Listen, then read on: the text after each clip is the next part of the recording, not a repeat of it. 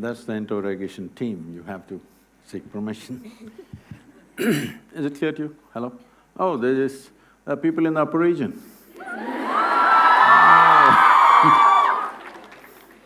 Can we light them up? I just can't see them. If there's no more extra lights, you got to light up yourself. Check. Well, this youth and truth, why this has been on my mind for a long time because it's almost a constant question in the last many years that I've been active. People come to me and say, "Sadhguru, where were you when I was 20? If I had met you 25 years ago, I would have done this, I would have done that. You came just too late." This is like a constant vein, it's happening. So I thought we will step out and meet all those people who are below 25 years of age in this country.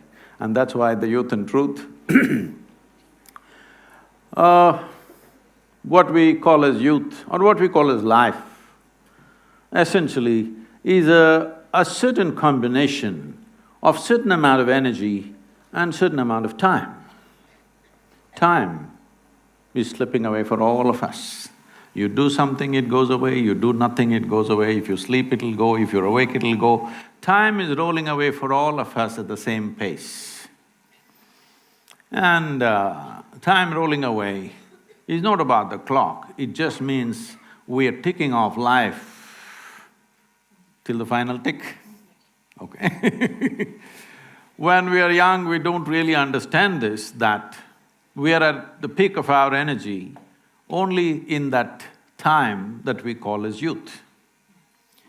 When you're youthful, you will not understand this, you think you're going to be like this forever, but you will see as time goes by, energy levels are not the same. So when the energies are at their peak, the exuberance of youth, if it could be tempered with more clarity and balance, I think this energy could become something tremendous. If the necessary clarity and balance is not there, then the same energy could be disastrous both for the individual, the society, the nation and the world. So it's in this context we thought if we can bring some clarity and balance into the life of the youth in this country, and once this is over, the next phase is going to go international and we're going to reach out to students everywhere to bring some, at least a little more clarity and balance so that this exuberance of energy which is only at this phase of life will find fruit, will find fruitful expression in one's life, doesn't go waste and doesn't turn against ourselves. For most human beings, they don't need enemies, they're just doing great. Please. Namaskaram, Sadhguru. It's an absolute privilege to have you among us today. Our girls are super excited, as you can see. They were excited when Ranveer Singh came, I saw, not… It's an absolute joy to have you among us today. Before we begin, I will quickly introduce the panel to you. This is Kajal Hamjad. This is Anjali Chandrana. And I will be your moderator for today, Anisha Koshi. So we can begin with the first question. So we've had an array, a plethora of questions come in from the entire student body. Teachers too wanted to sneak in a couple of questions now and then. But most of these questions have come in from our active student body, either through social media or otherwise, as personal formats as well. So the questions are representative of the mass. It's not an individual question that we will be asking. Yeah, and they… A question doesn't need so much explanation. So let's dive right in. So Kajal has the first question. So I think the first question as such is something that happened in recent time. So I'm pretty sure everyone knows about Section 377 being decriminalized. Yep. And I think most of the youth, everyone, me, I think most of us would have gone back home. We're very happy about this. And we talk to our parents and people from the, older generation. Right? So this is something that I do with my parents on a regular basis. We sit and we discuss a lot of topics. So this is something that happened to me and something that I've heard from a lot of people as well.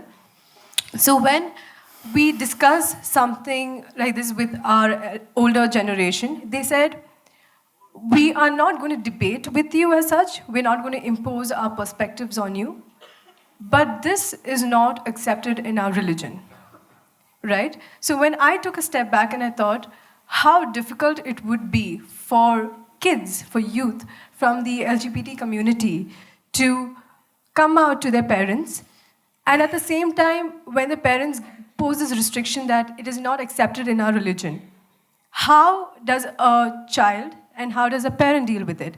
And sometimes a parent does cut off from their child as well. So just want to know your perspective on, the LGBT community or homosexuality as such with religion, and at the same time how a parent and a child should deal with it. Because I think a relationship between a parent and child is so important, right? And to lose something on that lines is not something. Let's see, probably till now, largely in the social space, in the media space, in the social media space, everybody is pitching either for or against. Can we for some time not pitch for or against and simply look at the issue as it is? Can we? Look at me, I'm not a prude, okay? Let that be clear. So, when we say sexuality, let's understand this. It is something nature has put in us because there is something called as perpetuation of the race or the species, otherwise it won't happen. Of course, we being human beings, having more brains than body, supposed to, because of that, we kind of eliminated the reproductive part and just using the pleasure part of it, all right? This is sexuality right now largely in the world. But essentially, this pleasure also is come into the sexuality process because otherwise, well, if there was no pleasure to it, maybe we wouldn't be born, you and me. Our parents would not have gone into it if there was no pleasure at all attached. Yes or no? So we are here because of that. So there is no denying it or putting it under the carpet, that's not the thing. But somebody has a certain kind of sexual preference which has got nothing to do with reproductive process as such.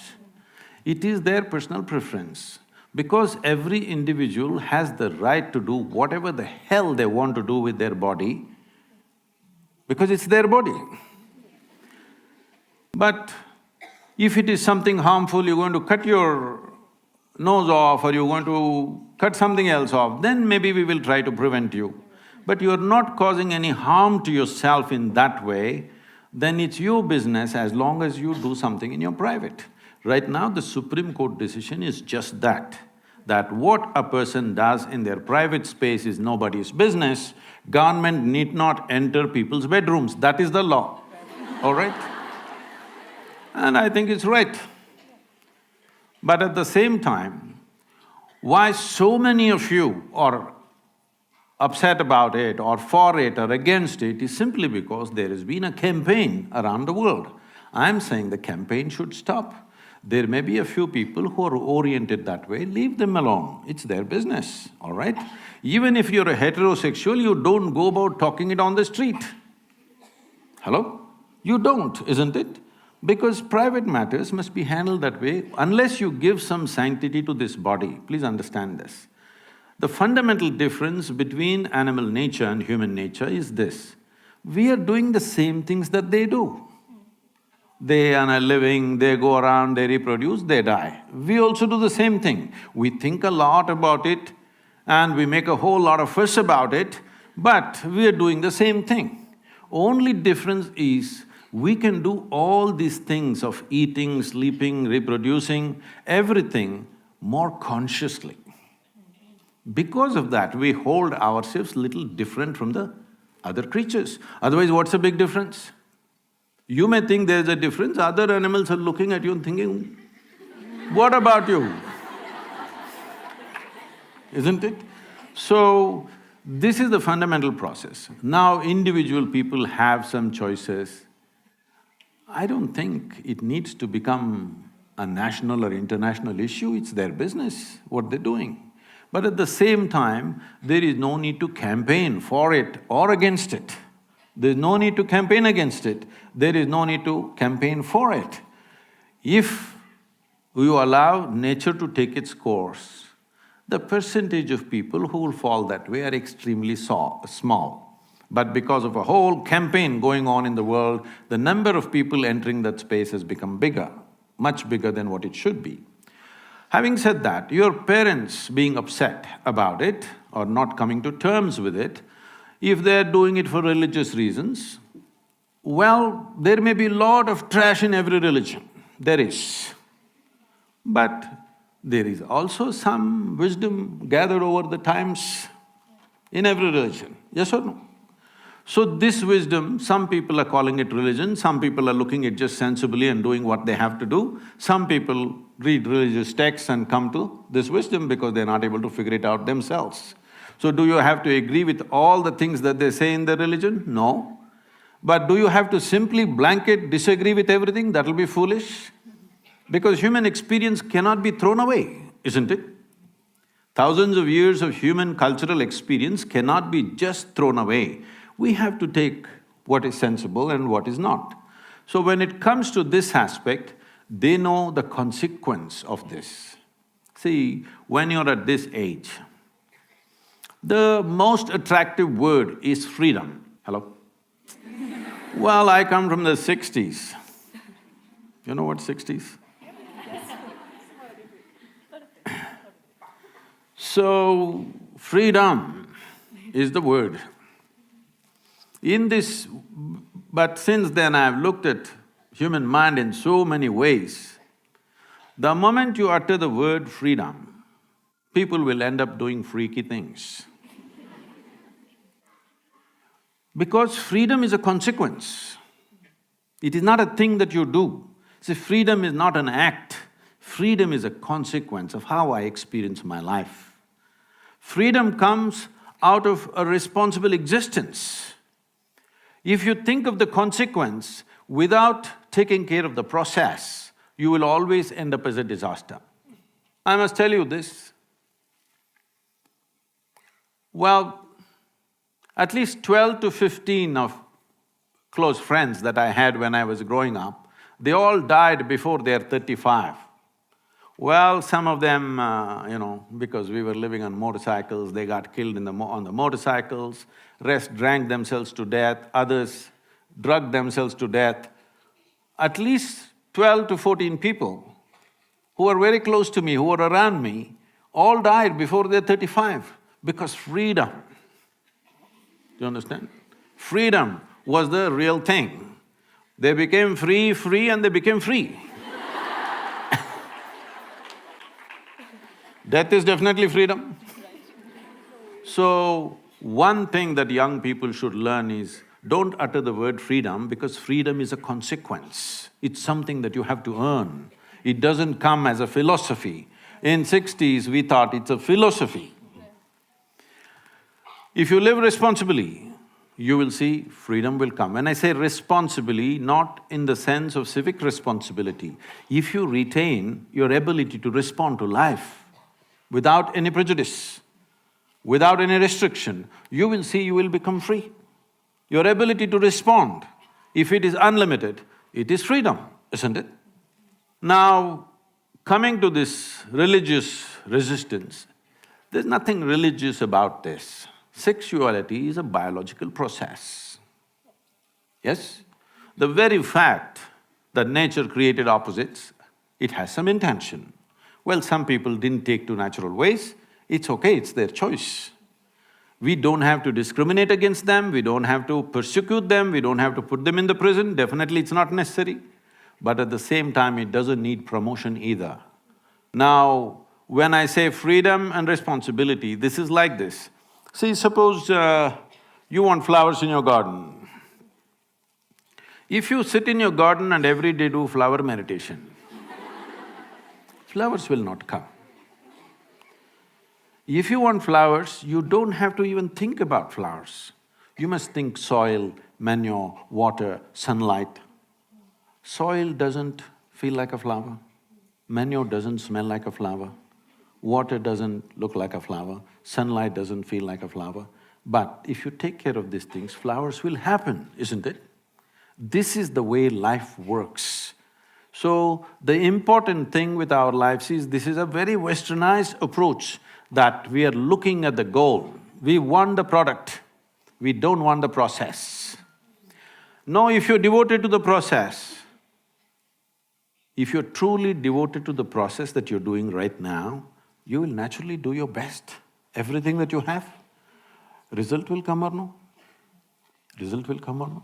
It'll come. Just because you sit here and desire the result, it's not going to come.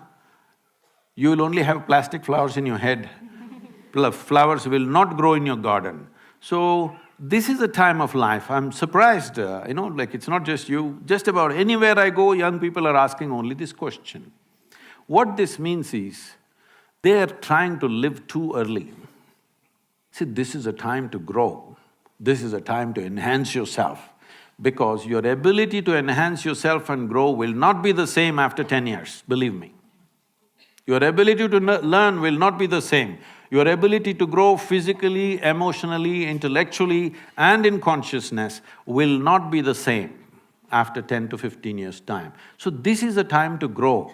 When it's time to grow, if you try to live too much, some life you want to taste, but if you try to live too much, you will see your growth will be impeded and your life will be stunted in so many different ways.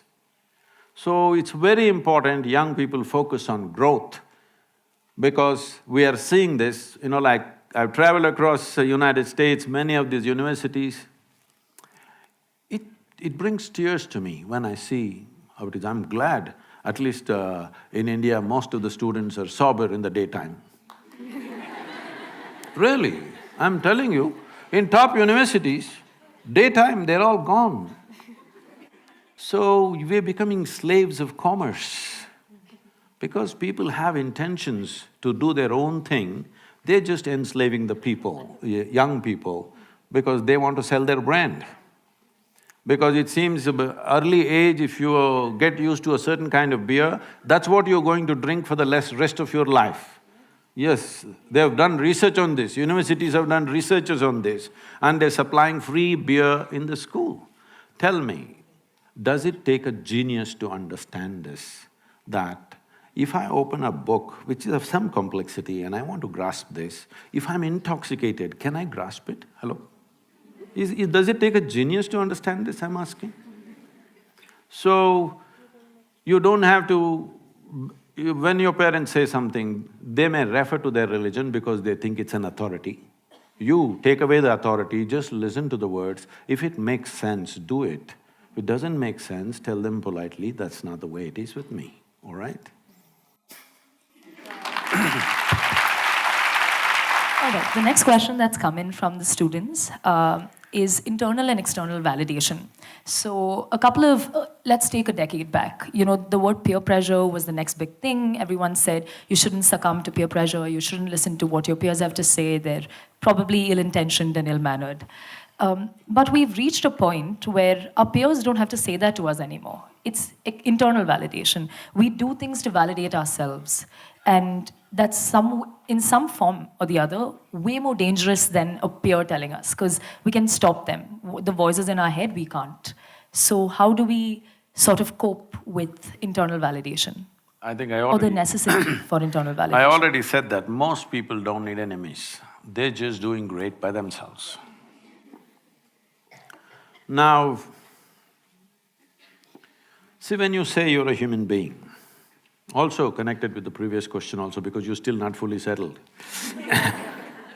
When you say, I'm a human being, you have a body, you have an intellect, a bunch of thoughts and certain penetration of intellect, you have emotions, and you have a consciousness behind this.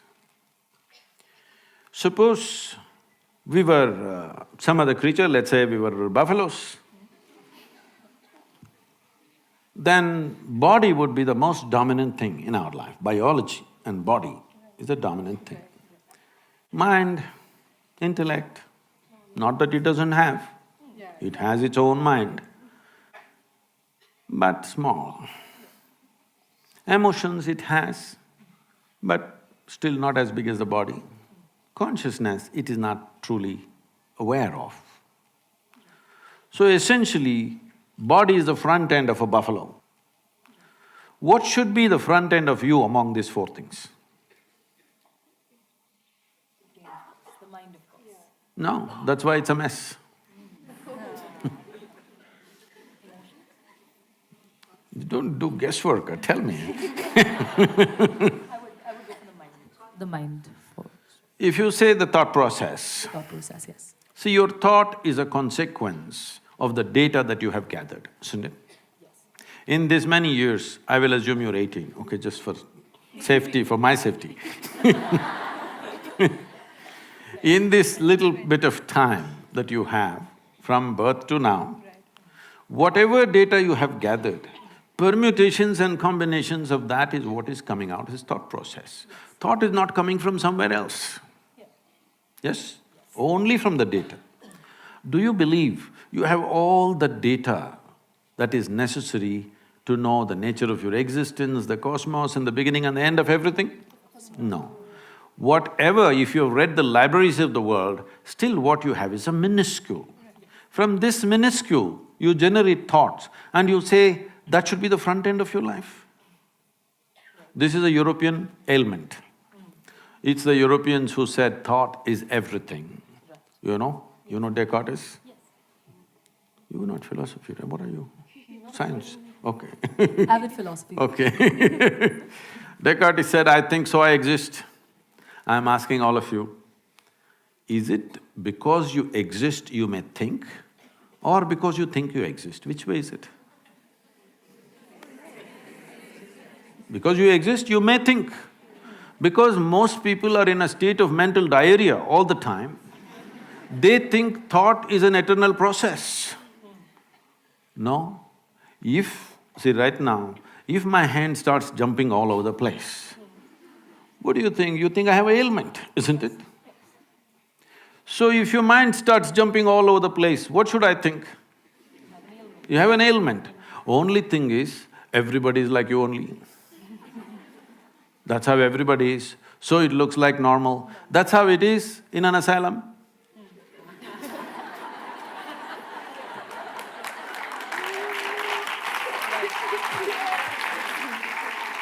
Just because everybody's hand is jumping like this, does it become normal? I'm asking you, does it become normal? With hand, it's very obvious and visible, but if you pay enough attention, it is visible, isn't it? So your thought is an outcome of limited data. That can never be the front end, it's very, very small. Why thought became so significant in the world is because of European system of education. Why in Europe thought became so important was, they went through a few centuries of very dogmatic religious imposition. They were not allowed to think for themselves. So somewhere in 1700s, they broke away from that. They started thinking for themselves, it looked like liberation. But now the same thought is freaking people to death. See, if I leave you alone in a room all by yourself, I will give you food and shelter and everything, all good care for you. Only thing is, nothing to do. You will freak yourself to death, believe me. So, with that kind of a mind, you want it to be the front end?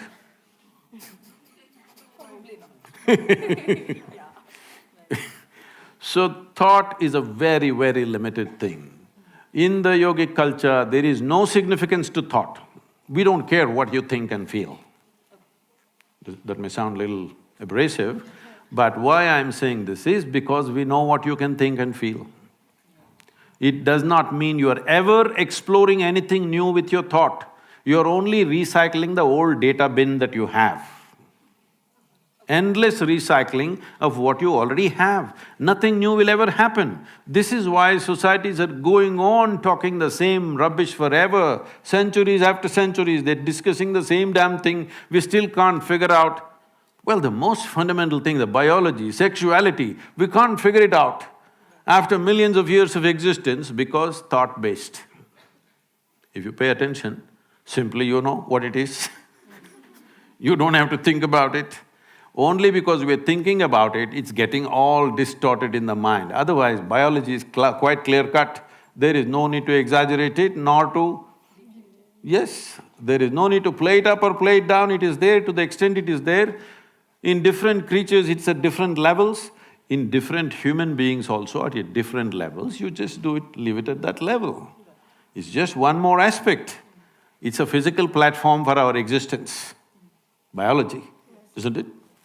Now, you must decide what should be your front end. You must decide. I will… So, pretty… See, it's not me who's dodging the questions, okay? To be honest, I think it's still unclear to me, to be very honest. But I think the tangent that we will have to discover will No, come there in is no time. tangent. I'm just asking you, is it true these four dimensions are there to you? Yes, very much. What should be the leading edge? That's all I'm asking. What is the tangent about it? I still stand by thought for some reason. I'm probably terribly wrong, and I will probably discover No, it in no. time. Is it true your thought is coming from limited data? True, yes. So, if you're coming from limited data, is it true that you can never ever explore anything new? You can always widen your data.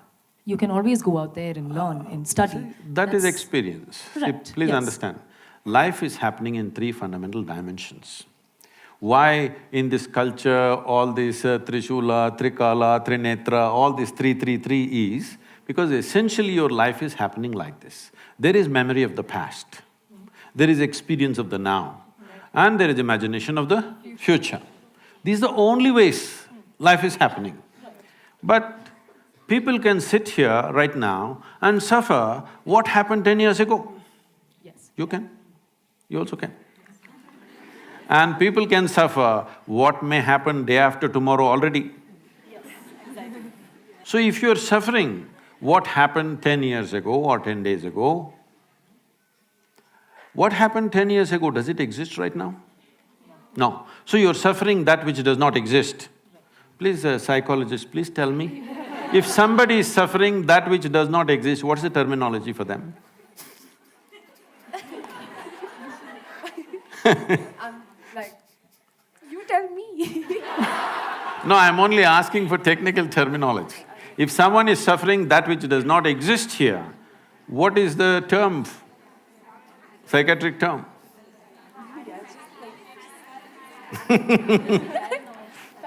Paranoia? Yeah. Yeah, you can… Teachers help me a little. You can call it whatever you call it. I call it simply insanity.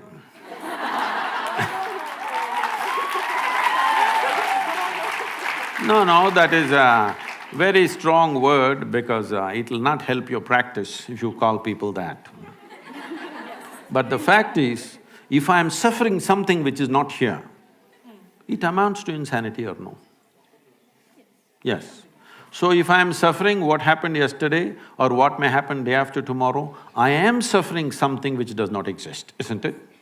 So essentially, there is… in this form of education, you have done no work as to how to manage the intellectual process. No work, simply it's going mad all the time. You don't know what is memory, what is experience, what is imagination, it's all mixed up. In this state, this intellect is not a possibility, it is only trouble.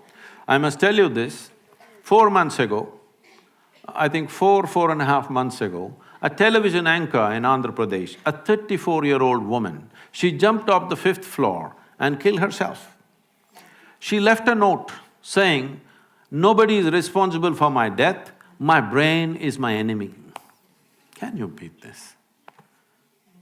Well, she articulated it, but that's the truth with a whole lot of people, 90% of humanity. Their brain is their enemy. They don't need any external enemy. If they sit in one place, they poke themselves. So she killed herself, and this… I don't know if you saw this handwritten thing went all over on the televisions and everything. Well, this brain, This brain is the most bloody precious thing that you have. It took millions of years to manufacture this brain of evolution. And today, it's become your enemy. Obviously, there is no stabilizing factor inside. When we say stabilizing factor, we are not talking about taking tranquilizers or having a glass of something to become stable. There is a dimension beyond all this. It is on the platform of this life, we have slowly built this body, we built this mind, we built these emotions, isn't it? Isn't there no concern about that platform that you call as life? If we just attend to that, all these questions will just vanish. People were asking me when I was at Anna University day before yesterday, "Sadhguru, how come you can answer every question?" I said, because till now, nobody asked me a question that I myself did not ask to myself and to everybody around me. I had a billion questions, nobody answered.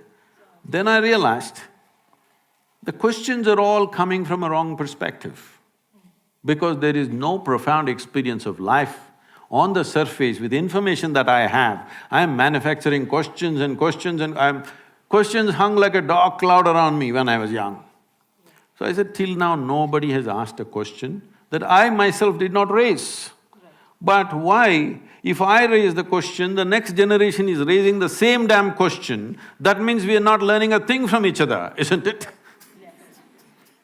With all due respect, speaking of mental diarrhea and data bin, I'd like to talk about the education system and sorry. So, as students, at this point, I know this has been through ages and like all students feel a certain way about the education system, but there's a certain amount of anxiety that exists within us because we learn great things here. Okay, It's good for your future practice if everybody's anxious. That's there. That's there. Psychology helps. Yes. So we feel trapped because all the learning that we do here is beautiful. Like we sit, we attend classes, and it's really nice. But the concept of one standardized way of evaluating all students is something that seems really unfair in a certain way, and it sort of pulls us down because not everybody learns a certain way, not everybody has to be evaluated a certain way, but the system should work. So there's not this one solution to it. You just can't go, okay, you do this and then everything is fine. The students are happy and the teachers are happy. There's no one direct way to it. So how do you sort of approach this system that is trapping the creative minds of young, nice, sweet students? That's sweet you added to describe yourself. See, right now I'm involved in writing an education policy for the country. We are working on it. It may take another year and a half before we really come up with this. Because I live my life out of my experience. And my experience of education was just ridiculous. The sisters… No, I'm acknowledging them because I am also a Carmelite.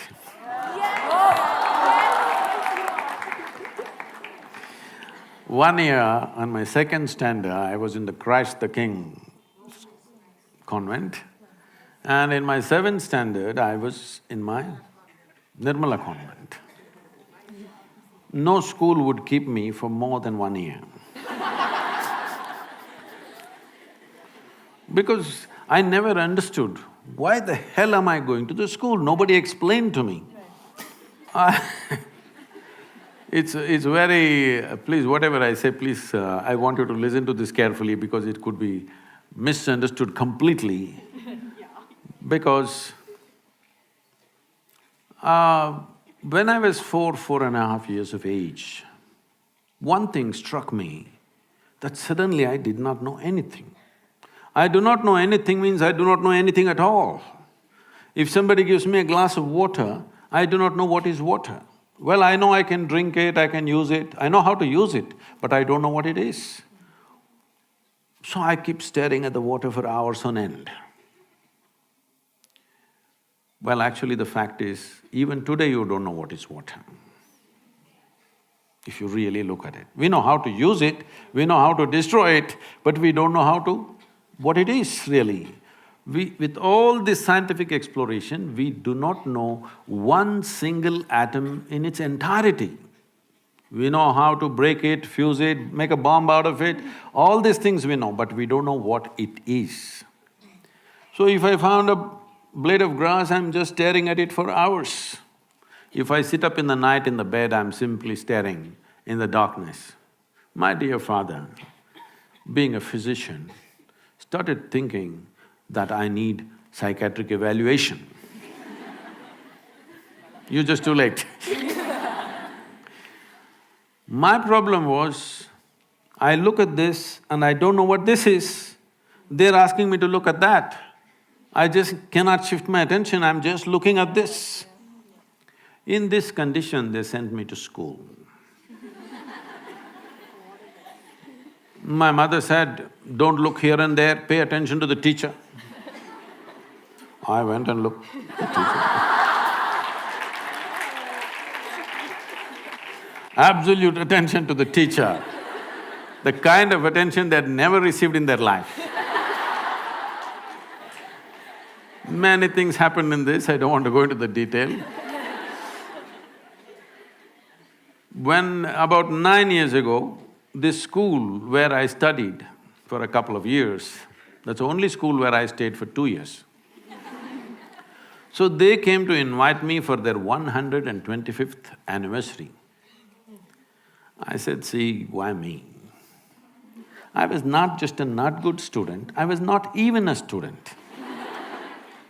Because I didn't have a textbook, I didn't have a notebook, I just went. I just had a bicycle. I thought it was good enough. So, I said, why me? Please, I'm not a good example for the students. They said, no, our school has produced union ministers, our school has produced cricketing stars, film stars, you are the only mystic, you have to come. So I went. So I went and sat there in the quadrangle, the same oppressive buildings, and no, this is my experience, I'm saying. And suddenly I looked at this particular classroom and I remembered, I was 12 years of age. One afternoon, these are times when I don't speak for many days, because when you don't know anything what to say. I'm still trying to drink in the creation around me, I'm paying attention to the leaf, to the… everything. Man, woman, child, animal, plant, anything. I'm just paying attention to everything, I still not figured out a thing. So there's nothing much to say, so I don't speak. So at one point, my father put me through speech and hearing test, thinking I cannot speak. This is the problem of a physician. Then that afternoon, the teacher is trying to get some response from me. After about 35–40 minutes, I'm just looking at him. I don't even hear what he's saying. I know this man's past, present and future, but I don't hear the question. After 35–40 minutes, he got so frustrated and angry with me. He came and held me by the shoulder, shook me like this violently and said, you must either be the divine or the devil. I think you're the later. I didn't feel insulted or abused, I just thought about this. Because till then, I did not know what is this, what is this, what is that, what is that. Everything is a question mark, the entire universe. But I knew one thing, this is me. This guy confused me about that also. I just looked like this. Is this divine, is this devil? What the hell is this? I tried to stare, it didn't work, then I started closing my eyes and sitting. This is how my journey started, because I am trying to figure out what the hell is this, because till now I had one assurance, this is me. Suddenly he confused me about this also. Why I'm telling you this is, see, we have set up education factories to feed for other factories, larger factories. You must all understand, Day in and day out, when everybody talks economy, economy, economy, you must understand you are just raw material. You're not human beings. That's where we're driving the world, entire world. When economy is the most important thing, this is how you will run the education. There is no time for any tenderness, there is no time for any nurturing, there is no time for anything because everybody has to pass at a certain age and get into the job and make money and then in the end, I don't know what, they'll relax in the end when they're 75. So, this has to change, but for this to change, we have been in 15, 20 generations of poverty in this country. Your parents have relaxed a little bit. My time, our parents were so hyper about how will you earn a living, how will you earn a living. I said, why are you bothered about how do I earn a living? Tell me when you don't want to feed me, I'll just go somewhere. I'm capable of getting my food. And I have no problem of wanting to live like somebody else. I'm not bothered what somebody else has. I know I will never go hungry, I will find my food somehow. I went into the jungle and stayed for 3 weeks by myself and I managed to survive off the jungle. So I knew if nothing works, I'll go into Western Ghats. So why I'm saying this is, we become too overly concerned about survival process. For the society to relax a little bit, I think economic development is needed. See, these two things are like this. If economic development is much more and there is ease, that if you… let's say you don't pass your examination, you won't fall on the street and get lost. If that assurance is there, everybody will relax a little bit, feet off the throttle a little bit will happen. So right now we created three different dimensions of education. One form of education is just for rural India, because for them it's economic. For them to get out of that economic and social pit in which they are, a certain type of education. Another form of education for those parents who are reasonably affluent, who want their children to be exposed to a variety of things. Here at least 50% of the time is dedicated to art, music, theatre, like this, and the school is created like a museum, almost. So children live here in a completely different way. And we have another school which you saw the girls dancing. From the age of 6 to 18, there is no academics for them. They learn only classical dance, classical music, Kalaripaitu, which is the mother of all martial arts, yoga, Sanskrit language and English language. This is all they learn. They don't go to any academic stuff. They go through 12 to 15 years of very severe training. You saw the girls dancing, but you don't know their fitness. If you ask them to just climb up here, they will just find their way up, they're like that. Physically, the main focus is to grow the body and the brain to its fullest without any intent. See, the problem is at the age of 3, people like to hear their sweet little girls say, "What will you become?" "I'll become doctor." At the age of 3. So from the age of 3, you're wishing a lot of people will be sick in the world. I'm saying it's a completely wrong way of nurturing. Raising children or bringing up human beings is like raising a garden. It's not a factory. In one extruder, everybody goes, but that's not going to change in a hurry. So you need to learn how to make the factory feel like a garden a little bit, because in your time, it's not going to change. By the time you get out of education, it will… if we start the process now and invest heavily, it may change slowly in the next 20, 25 years, that's how it is. Because changing the education system, in thought we can change it, on paper we can change it. Putting it down there, training the necessary people, creating the infrastructure, this is not going to happen. And also we need to reduce our population a little bit. Otherwise it's very difficult to provide good education for everybody. So there is, since we're talking about education and the Indian education system… Are the people in the upper region still awake and on? Quiet, they are so… Okay, since we're talking about the Indian education system, one of the main questions that actually came to us, was, is attendance… is education all about attendance? Because… somewhere… Yeah, they're awake now. Somewhere, no one wakes up in the morning to say, oh, I'm going to learn something new today.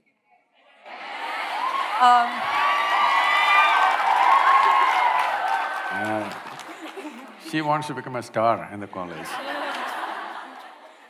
So, everyone, I think, gets up saying, oh, I don't have attendance, dude. I think I need to attend this class. Oh, I have 85 in that, so maybe I can miss one class. I think many of the students here, they don't like maths, but when it comes to calculating the amount of percentage that is required, they're so good at it. I think even Anisha has a question when it comes to motivation and drive as such, especially in college. Yeah. So my main question is, how do we shift that into more of a learning objective than making attendance so dominant in this education system?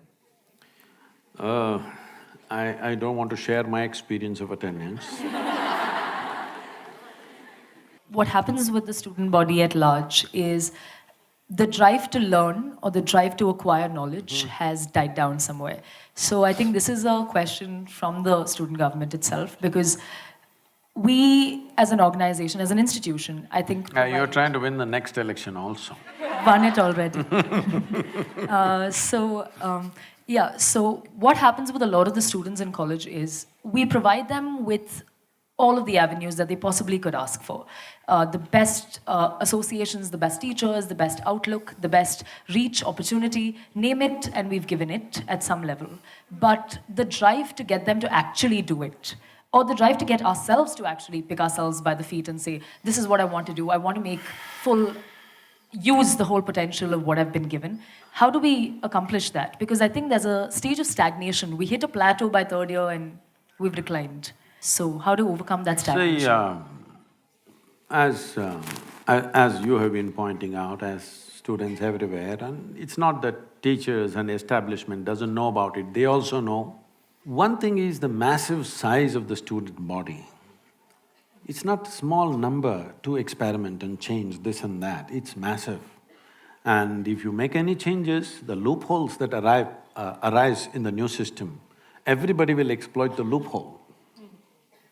So, people are averse to change because of this, which is not the right way to approach. But the pressures of running an educational institution, I also know how it is. Talking about attendance, see, I raise my girl with very little interference with what she's doing. So she traveled with me. I was traveling across India, driving myself all the time. So she started traveling with me when she was 3.5 months of age. I just held her down in the front seat, strapped, and drove. Always my right leg is heavy, you know. So she grew up like this in various homes and her exposure to people was tremendous. By the time she's 18 months of age, she's fluently speaking 3 languages. But I made it very clear to everybody, nobody will teach her anything. Do not teach her ABC, Mary had a little lamb. I don't care whether Mary had a lamb or not.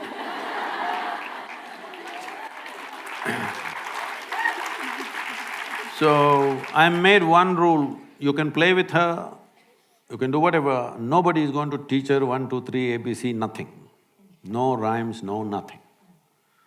Well, she picked up some cinema tunes, this and that, like Sounds of Isha singing, she picked up those tunes by herself, but nobody taught her anything. Then I thought I'll never send her to school, she can just be with me, but one big problem is you cannot provide that age group company, which is very important. She may become my age when she is still 10, 12. So I sent her to a school which is most relaxed without too many restrictions. When she was 12, 13 years of age, one day she came to me. Something that happened in the school upset her emotionally and she came to me and she said, "You're teaching everybody so many things, you don't tell me anything." I said, "See, I don't teach anything to anybody unsolicited. Now that you've come, we can talk, I think." I said, "This is all you have to know. Never look up to anybody. She looked at me like this. I said, even me. Because if you look up to me, you will miss the value of who I am. Maybe you'll hang me on the wall and nail me to the wall and smoke me out of your house with incense. But you will miss the value of who I am. You have to look at me for who I am. So don't look up to anybody. Don't look down on anybody. This is all… Just think through this. Because all human beings have fixed it. Something is good, something is bad, something is high, something is low, something is superior, something is inferior. In this state, there's no education, if you ask me. Only misuse of knowledge. So this is all you have to know. Never look up to anything, never look down on anything. You will become absolutely present and very human. Full-fledged human. And if you become an overflowing humanity, your learning possibilities, your perception will blow up like that. That's what we need to do. But how to do it, they were telling me in these premises there are 10,000 girls. How to do it with 10,000 girls? It's tough. Okay, we will limit it to only 2,000 girls, then there will be strike outside on the street. Why are you not giving us admission? So this is a situation which can't be just fixed simply because somebody changed their mind, you can't fix it.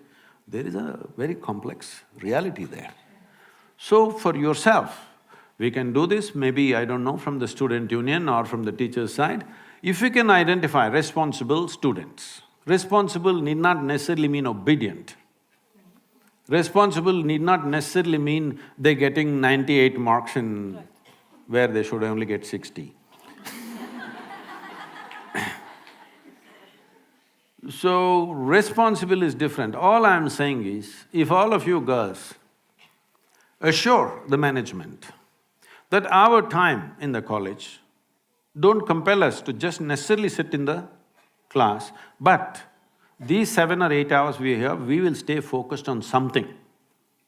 We will not sit here and there gossiping, we'll focus on something. If education is a focused time, it doesn't matter what you focus on. Who knows, you may be science, suddenly you may become a better psychiatrist than her, psychologist than her, or she may be psychology, she may just pick up something else. Because choices are made considering so many things at a certain time, that may not be your genuine aptitude. See, there is a certain genius in every human being. Home situation and school situation must fundamentally focus on how to unfold that genius. Unless you create that atmosphere of incubation, it will not flower.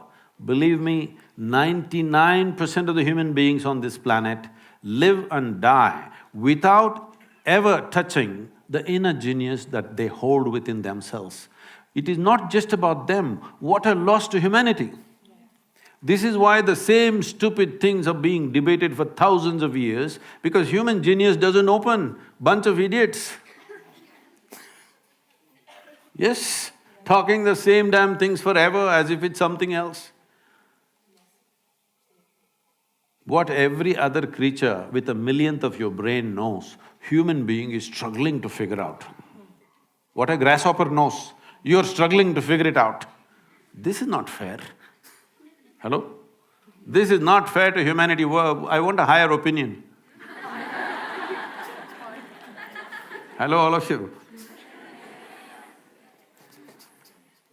So another topic that is like very sensitive, but it's not talked about as much, is casual relationships that exist in this nice age group that we're in. So yeah, I'm just going to say good things about us. So people engage in physical relationships today, and what they lack is a lot of emotions. And we want to know if it's opinion, I mean your opinion on it, and whether people do it by choice. Is it healthy? Is it, what to make of it? Mm-hmm. Can I tell you a joke? Yes, please.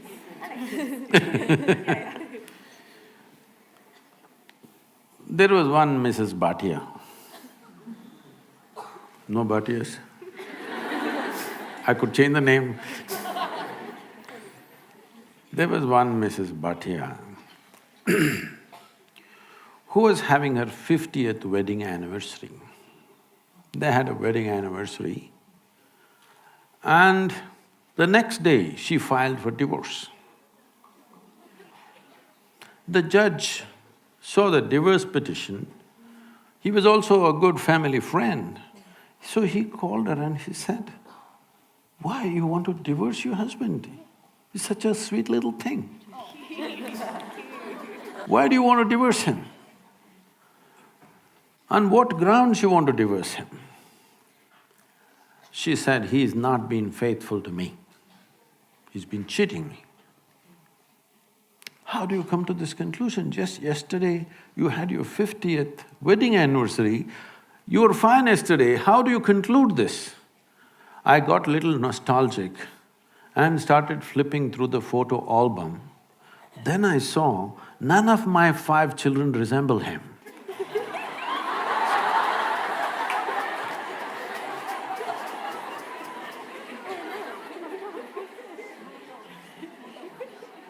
So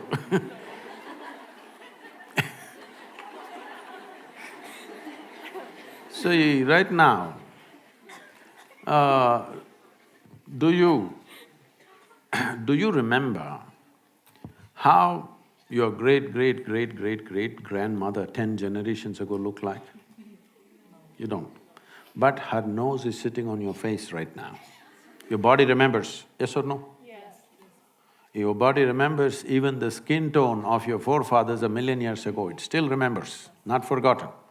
So what you're calling as my body is an enormous amount of memory, isn't it? What you carry in your brain as memory is minuscule. What you carry in your body, there is evolutionary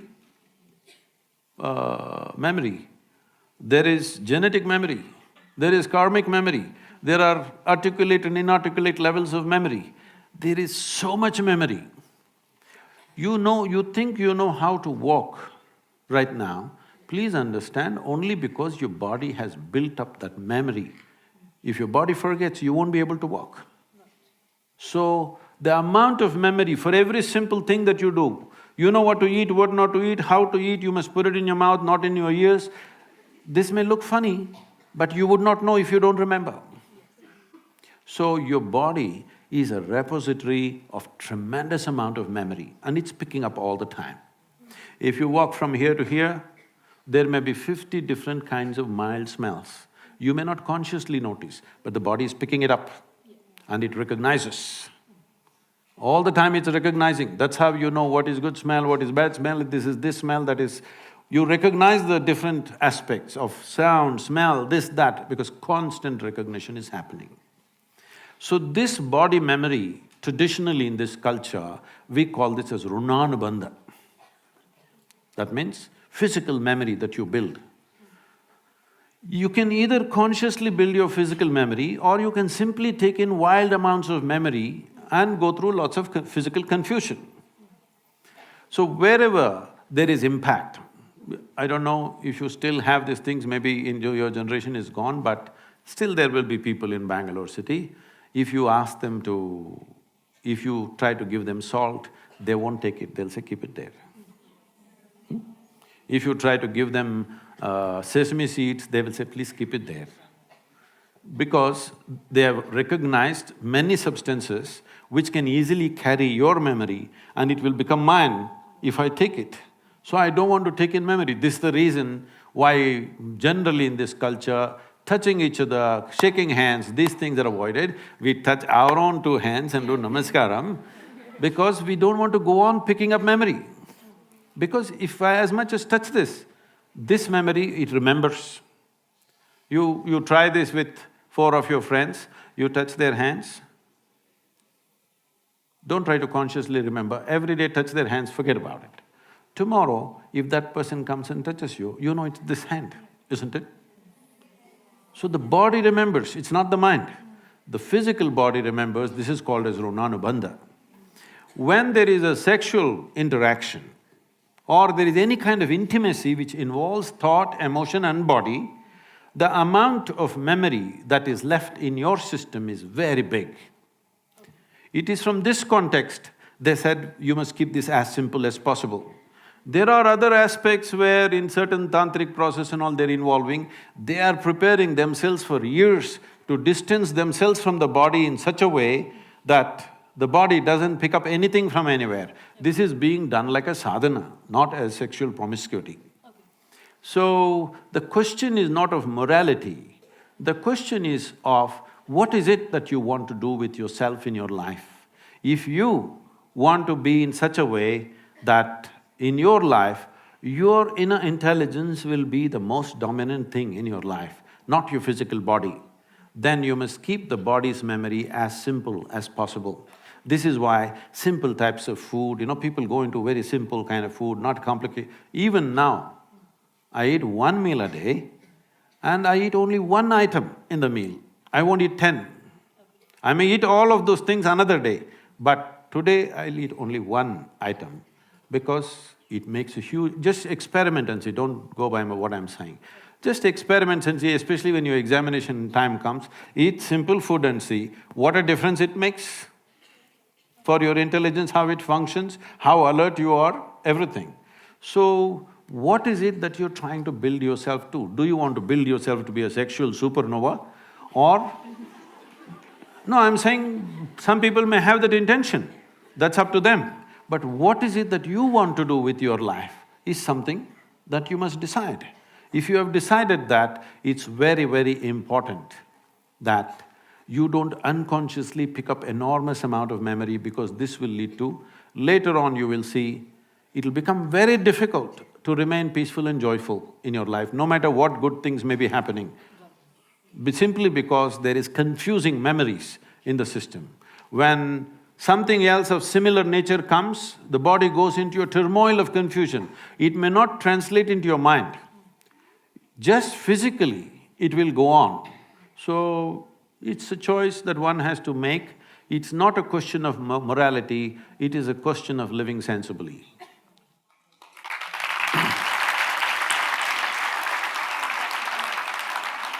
Thank you so much, Sadhguru. Now we shall be entering into the social media questions that our students have been sending in. So the first question is sent in by Shivangi Sharma.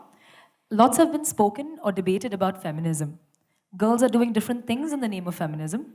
Is there any meaning to feminism or are we fighting a non-existing idea?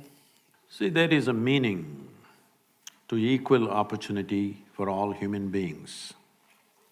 You should not even consider their gender. Women should have rights, I don't like that. All human beings should have equal opportunity. And they should choose what they want to do. What a man wants to do, what a woman wants to do, it's the choice of an individual. Just thinking all women are same, all men are same is a stupid idea.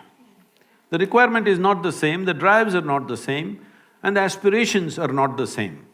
So, all women be like this, all women be like that, this is a very… this is the problem, when something is going wrong, people react to that and they think they can correct it by reversing everything. Yeah. Reverse is not the answer, reaction is not the answer. What you do in reaction will always lead to one kind of injustice, will lead to another kind of injustice. There are various aspects attached to this, but feminism, if you're importing it from United States, most of the feminists, they didn't live well. They talked and talked and talked, and in the end their life is empty. Not because there is no man, you don't need a man, it's your choice, okay? But the problem is constantly being in a state of reaction doesn't lead to well-being of a human being. This is one species, we should not forget this. These are not two species, this is one species. The species is made in such a way that they have to… There is only possibility to exist together. There is no other way. Question is how much need you have for the opposite gender or you don't have need for it, that's up to individual choices. But fundamentally, there is no such thing as superiority or inferiority.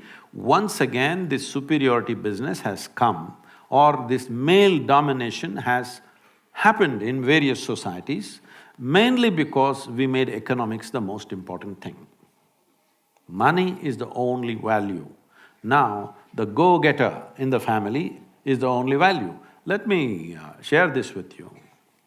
My mother did not earn a rupee in her life, and she didn't care about earning a rupee. But can you think can you think of that family without her? Is it even a possibility? Rubbish. It's simply rubbish. That somebody thinks, oh, she didn't earn a rupee, so she must have been a slave, so she was a housewife, she worked all the time, nobody paid her. This is just stupid stuff, okay? Because money has become the greatest value. Right now in this town, if you say there is a big man, this doesn't mean he has a big body, we don't value them anymore. It doesn't mean he has a big brain or a big heart or big something else. No, he just has big pocket. So this has to change in the society. If money is the only value, male is the only value, I want you to understand this.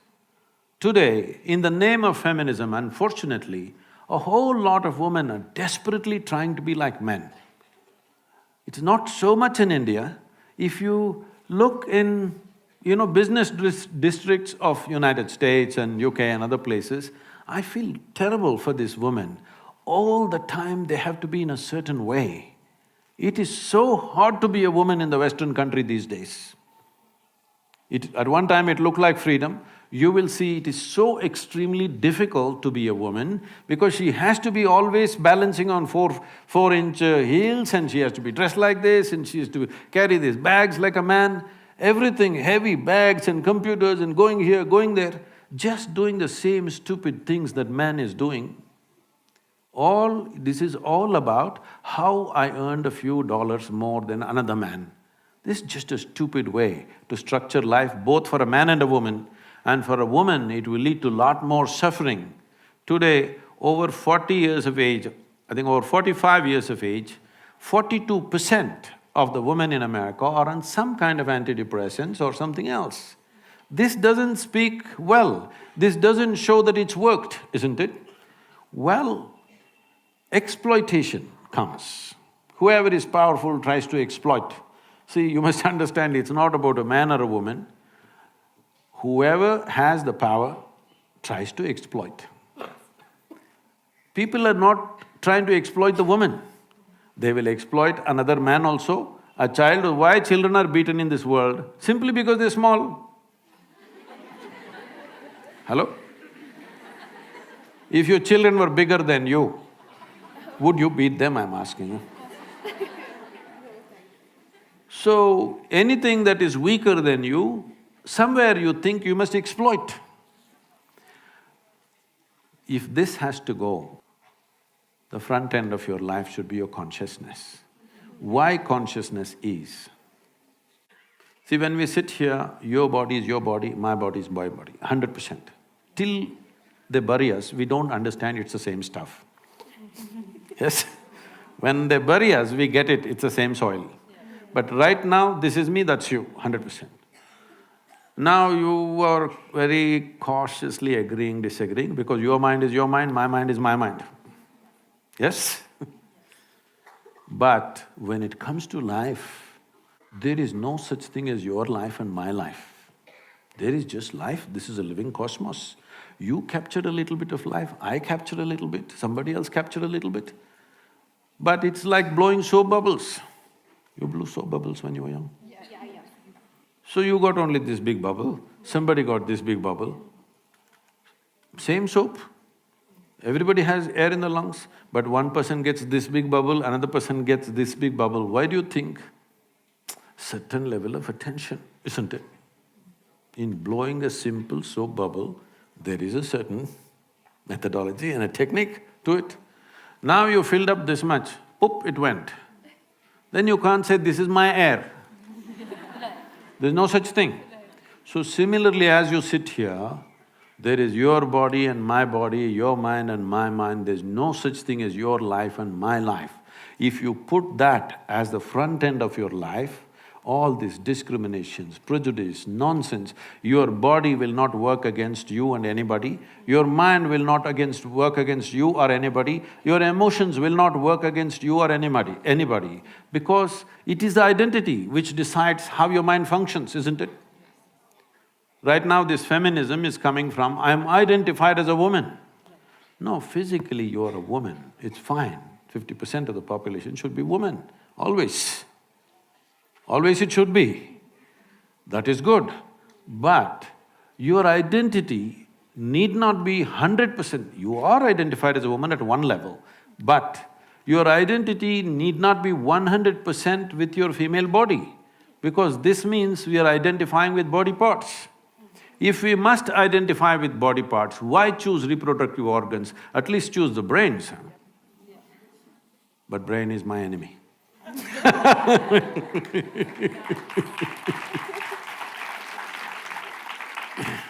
So this is another question from Shruti.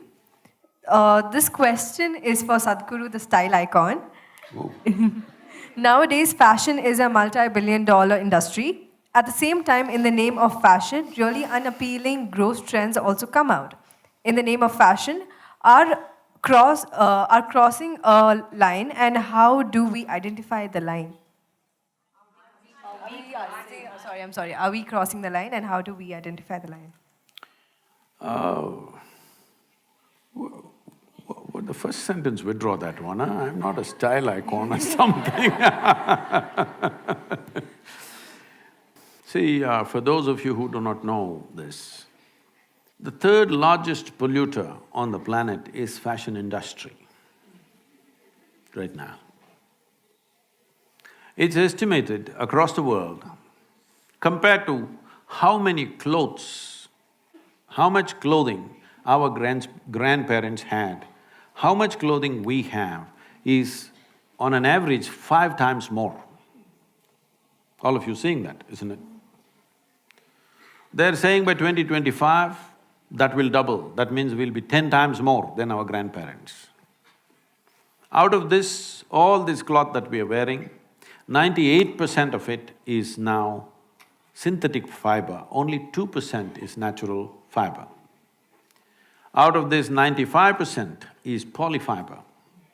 Polyfiber has entered our bodies, has entered the plants, has entered the animals, has entered the food chain, water, soil, everything.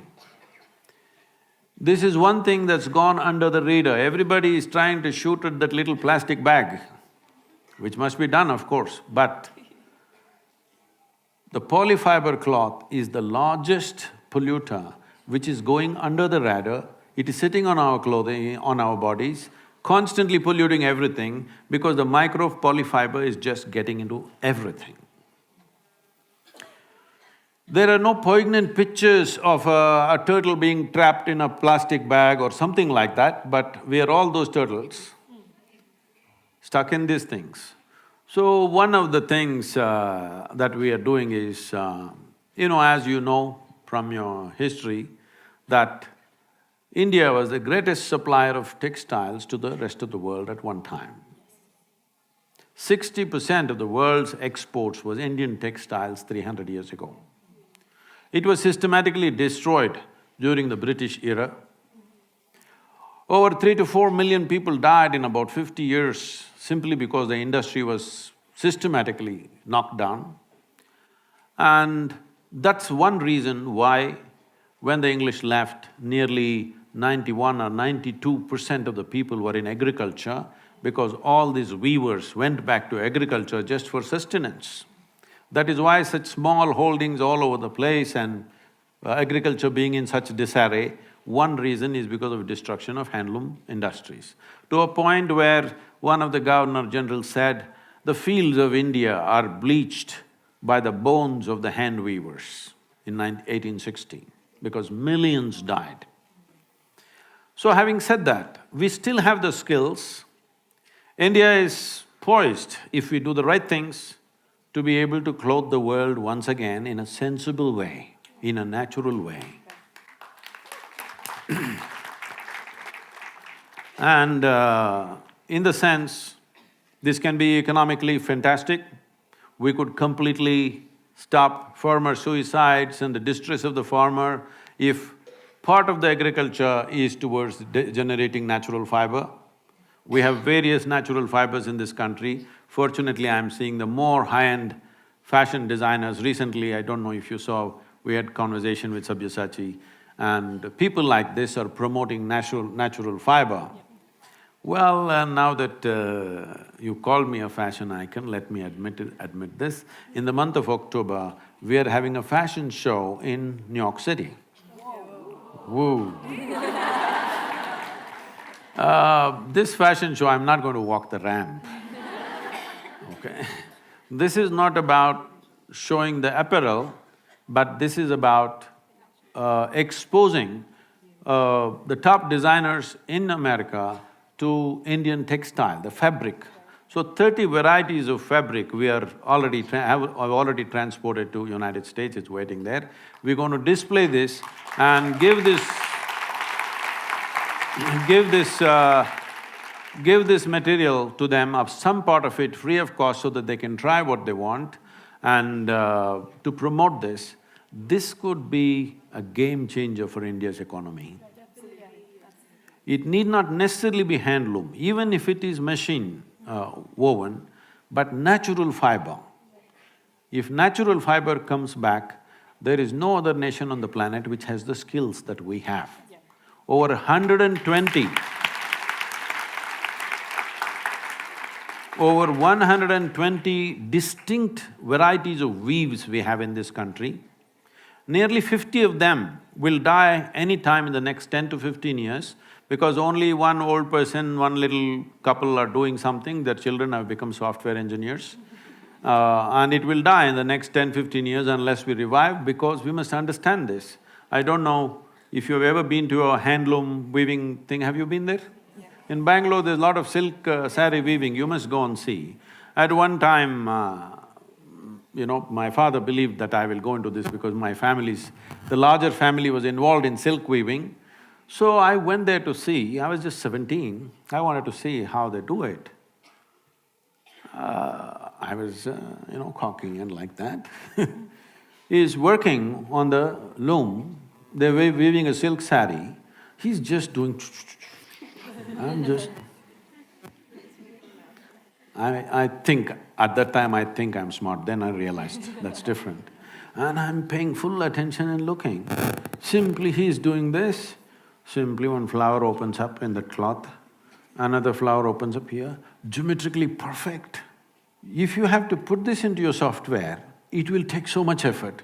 This guy's got it in his head simply. So, we have destroyed this mainly because of compulsory education. Okay? If a son or a daughter with their father or mother goes to the loom or to the agricultural field to work with their parents, the parents could be arrested because child labor. So we are determined to destroy all the skills in the country and have millions of graduates who have the attitude of the educated and who don't know how to do a damn thing in their life.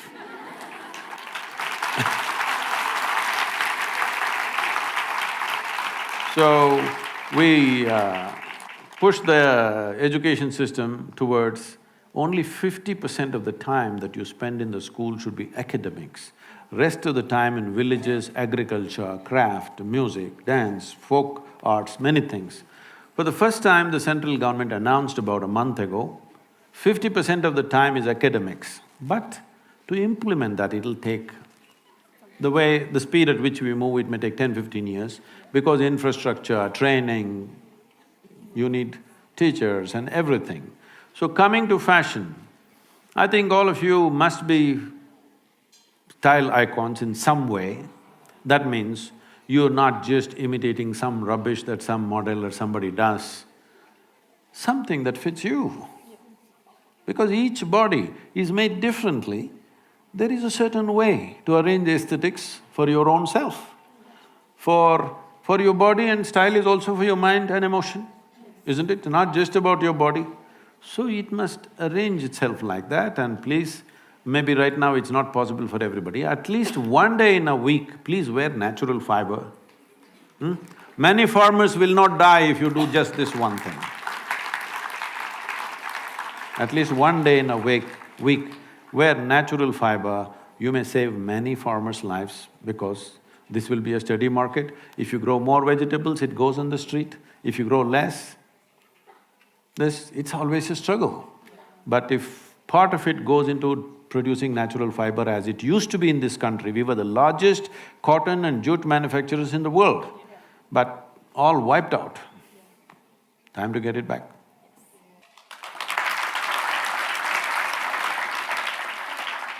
So the next question is from Uma. The question goes, life in cities have become a nightmare for girls. Groping, leering, lewd comments in public transport are a norm that girls have to put up with and unfortunately don't raise their voice against. What to do about such upsetting civilizational evils? It's an unfortunate reality. At that moment, I know what is the reaction and what is it that we feel like doing. That's a different matter. But we must look at the larger picture. Why? Why is such a thing happening? See, this is because we are a society in transition. We have sort of given up our traditional ways of doing things. We have not caught up with another way of doing life totally. We're just hanging in between for too long. In the sense, probably 30 to 40% of the young people that you see in the cities are migrants, they've come from elsewhere. One thing is, when you're in a new place, you can afford to be irresponsible. They won't behave like that in their own village, okay? Because there are consequences. Here they are new. And another thing we have to address, if we have to look at it compassionately, is if he was in his village, his mother, his mausi, his atte, somebody would be talking, see, we're going to get you married to that girl, see that girl, that is going to be your wife. Whether it's going to happen or not, that's not the point. He thinks there is a solution for his hormonal struggles. Yes, it's a reality, come on. Between the ages of 15 and 25, this is at its peak.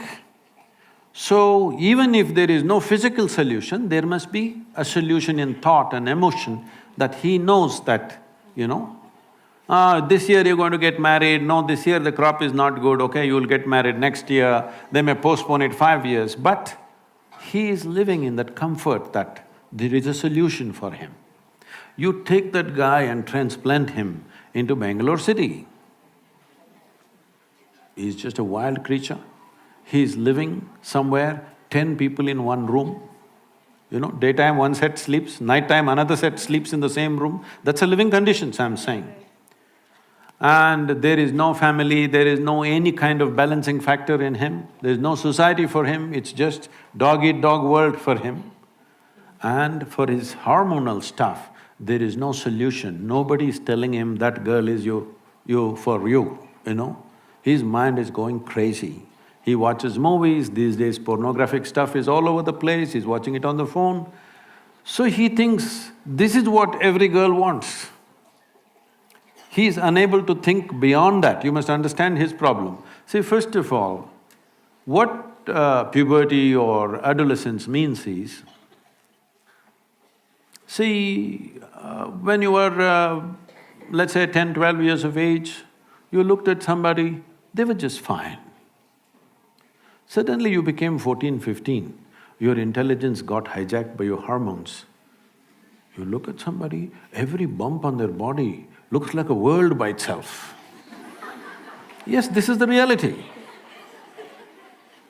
Now, that guy who is transplanted from a village to here, and his idea of a woman was his mother or his mausi or somebody, now he's seeing young girls here, the kind of girls that you only saw in movies maybe. Now, one drop of alcohol, the guy will pounce on you. Little more push he needs. All these rapes and things you're seeing is just this. Already he's out of control, he's somehow holding himself, put 1 or 2 drops of alcohol in his mouth, boom, He'll go crazy. So this is an unfortunate situation. It's a cruel situation for him, it's a cruel situation for those who are victimized by him. But we are a society in transition, it's time we address our issues directly. Don't go on thinking it'll get solved if we close our eyes and sit. It doesn't get solved. So, as a society, we must debate. Are you going to go back to 16 years of age, you can get married? Or are you going to go back to a place where you will discuss and see how to conduct this society? After all, there are young people, they have their needs. How are you going to address this? We need to directly, head-on, we must approach it, not slinking around it, not hiding behind religious books and this and that. You need to address it. This is the issue, how to deal with it. If you don't do that, this is what they're doing. See, one thing is, when such things are done to you, how horrible you feel is one thing. But I want you to also think, how degenerate does he feel doing these things? There is a certain degeneration. He can only do it when he believes he cannot be caught, isn't it? Because there is a certain degeneration of mind, essentially because it is just like a hungry child grabbing something and running away to eat. He is in the same mode with his sexuality. So we need to address this. Very important we address it. The sooner we address it, the better it is. Thank you, Sadhguru. We have questions from the audience now. We will be taking questions from the audience. Logistic members, please help the audience. You don't look like Mount Carmel. There is a question on top as well. Yes, please address it to Sadhguru. Namaste, Sadhguru. Namaskaram. I'm Harshita. My question to you is, what do you think about the concept of hell or heaven? Hell or heaven, what do you think about that concept? I heard it, I was just trying to figure out where you are, what… Is it heaven or… if you jump, it'll be hell for sure. I won't do that. So, please sit down. Thank you, Harshita. See, those who have made a hell out of themselves are always aspiring to go to heaven. Yes. If I'm sitting here and I'm blissed out, totally, look at my eyes. It looks like I'm always stoned. Yes, never touched a substance, but this is the most complex chemical factory in the world. Is that so? Do you agree with me? The question is only, are you a great CEO or a lousy CEO of this chemical factory? If you are a great CEO, you would keep this all the time, blissed out, right chemistry. If you're a lousy CEO, you produce bad chemistry and you think it's because of this one or that one or that one. So, for some reason people are feeling miserable. Their chemical factory is not going the way they want. They can call it sadness, they can call it misery, they can call it depression. I know in Bengaluru, a whole lot of people are against me, continuously trying to troll me because of depression business. I'm saying again, for those activists, I'm saying again, if you know how to manage your chemistry, your depression will go. Even if you go to the doctor, he's only going to give you chemicals, isn't it? So do you think the pharmaceutical industry that they're using there has better chemical structures than my body? Do you believe that? That means you're a vested interest, you have investments in pharma industry. So, when this is feeling like hell, we hope that somewhere when we go up there, how are you feeling out there? That everything will be fantastic. What's her name? Arpita? Harshita. Harshita. Harshita means, blissed out. So, this happened in Alabama. You know Alabama state? It's a special state, it's a different kind of state, hardcore religious state. So in a Sunday school teacher was going all out, full rhetoric, full force. And unfortunately, the audience were not like you, they were all tiny tots. It's a catch them young policy. In his full rhetoric, he was going and children were sitting like this. Suddenly he stopped for dramatic impact. He stopped and he said, "What do you have to do to go to heaven?" Little Mary in the front bench stood up and said, "If I mop the church floor every Sunday morning, I will go to heaven." Absolutely. Another little girl out there said, if I share my pocket money with my less privileged friend, I will go to heaven. Correct. Another boy said, if I help people who are in need, I will go to heaven. Correct. Little Tommy in the back bench stood up and said, "You gotta die first."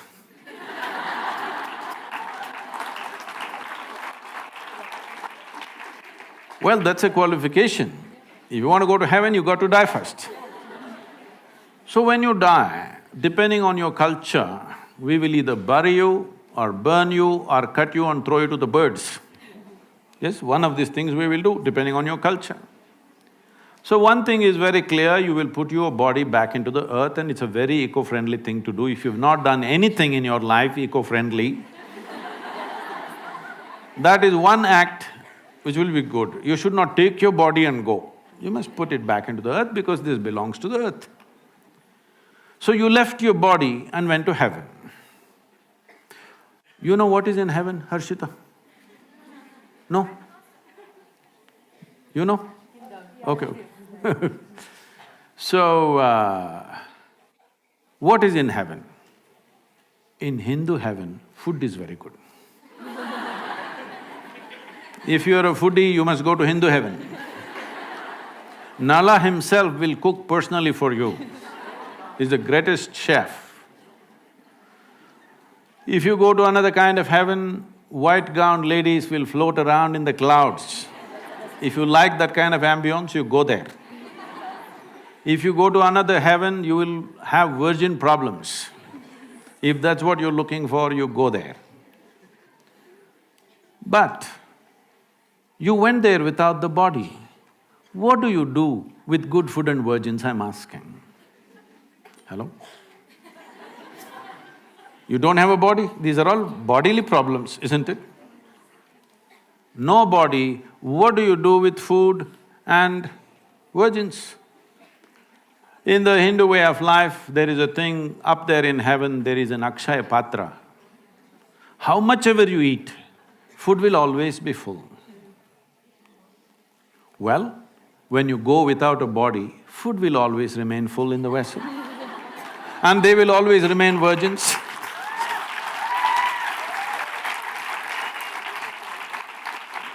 So, we have been doing this for a long time. This was one simple way. You must understand the managerial skills of the traditional people. This was a way of managing humanity. You're miserable. You… don't worry, when you go there, everything will be okay. Solace.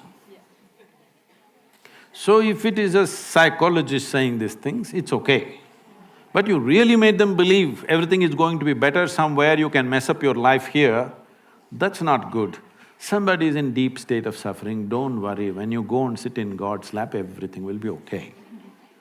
It's a psychological tool. It's fine when people are in extreme states, but don't brand it and sell it everywhere because it's not going to work like that. So, now heavens are collapsing in people's minds. Why there is such an increase of consumption of alcohol and drugs on the planet is mainly because still people are not articulating it, but in their minds, heavens are collapsing. How many of you are thinking, one day when I go to heaven, everything will be fantastic? Not many of you, I'm sure.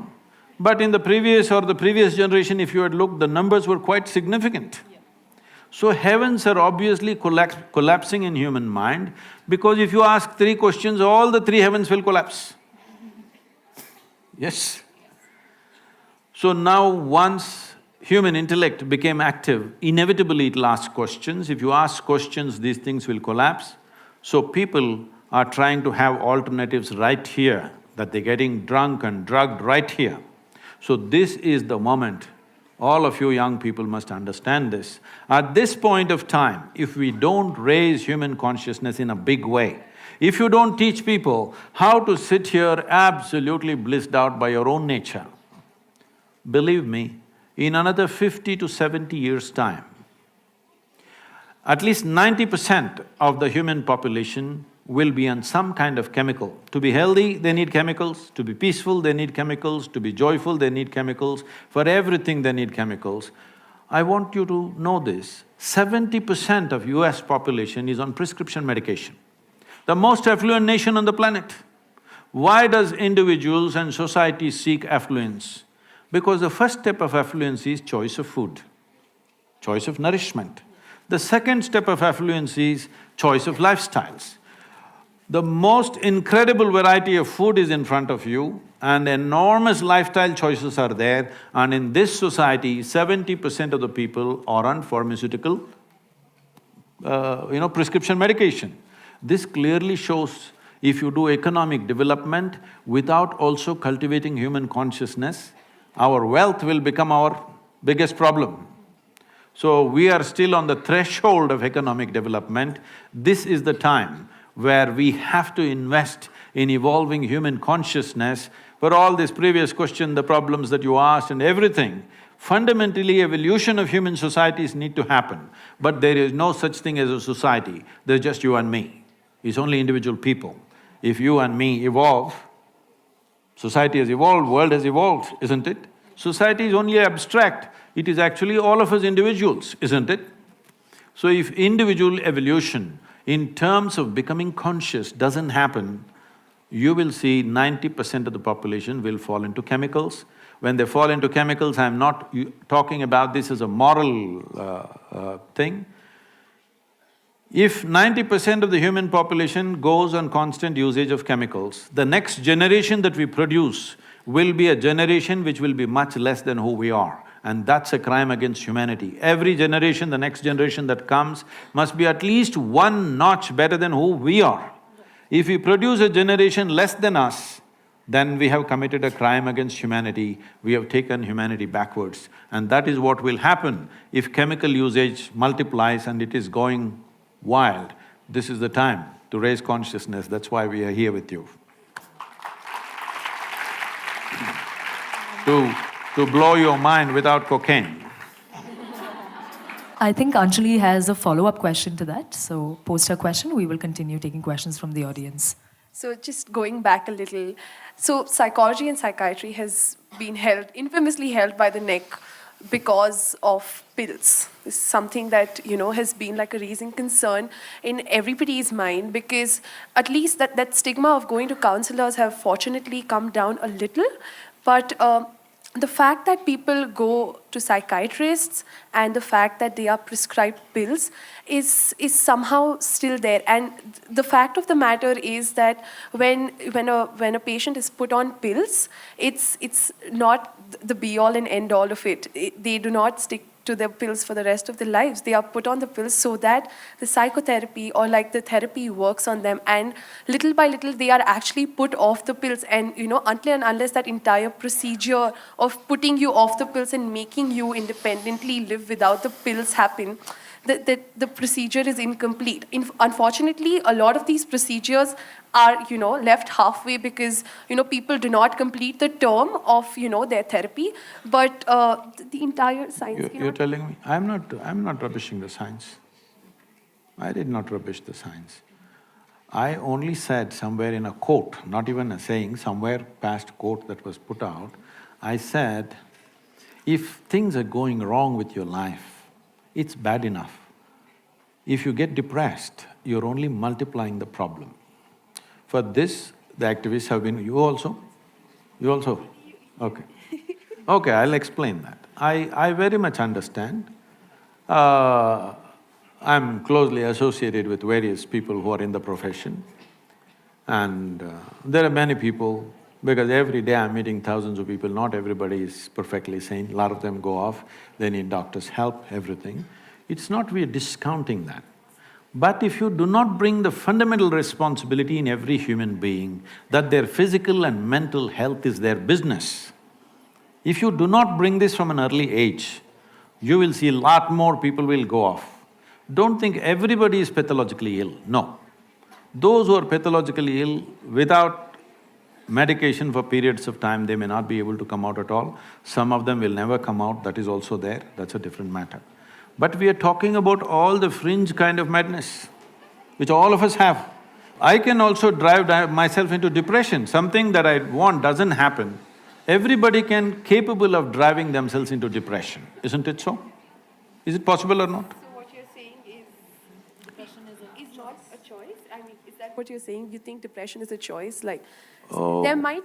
See, please understand, there are some who are pathologically ill. It gets them in spite of themselves. But many of them push themselves into it.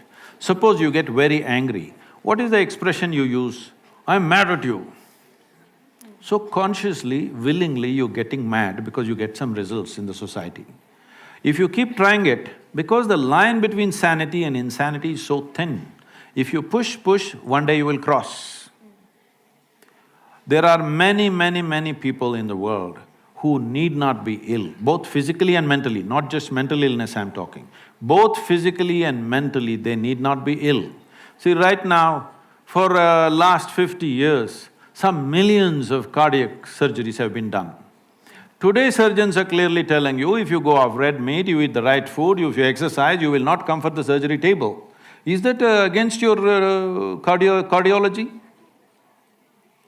Why is psychology such an insecure profession? Absolutely not. There's just one last thing that I will add before we move on for the next question. There is a certain diagnostic criteria for… So, I might be sad, I might be extremely sad, but that does not mean that I am depressed. I am entitled to my sadness. See, please, who doesn't know this? Do I look so simplistic that I don't understand somebody is sad and somebody is depressed? But is it possible that many people push themselves into depressive states at certain times in their life, and the same people also came out in a determined way? Is it there? Thousands of them? Is it there or no? Yes. Many of them. So, if I say it is open, everybody need not end up with chemicals, maybe it's against a particular profession, but we're talking for humanity. Thank you, Sadhguru. Although I don't think Anjali is fully convinced on the answers tangent. Questions will be taken from the audience. Yes, sir. Can the sir please be given a mic? How do you get fully convinced or not convinced on a fact? If it's your opinion, you can be convinced or not convinced. Is it a fact that many of you, I'm saying most of you are young, you have not seen much life, but even in this little life that you have seen, there were moments when you crossed your sadness and became depressed for a few days. Has it happened to you? Yes. And most of you have come out of it without anybody's help, or maybe with a friend or somebody who mentored you a little bit. Have you? Yes. These are facts, these are not opinions. All right. Yes. Question, please, sir. Please take on the mic. Namaste, Sadhguru. My name is Ujjwal DJ and I'm just a visitor, but I've been quite a lot following you and your teachings. I have just one question in mind.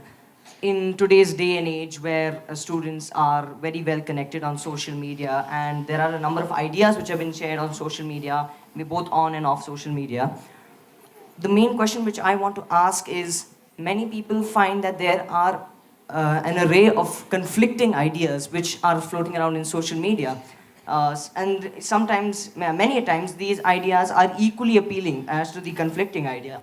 So, my question is, how can we be sure that we are making the right decision and we are going to go on the right path?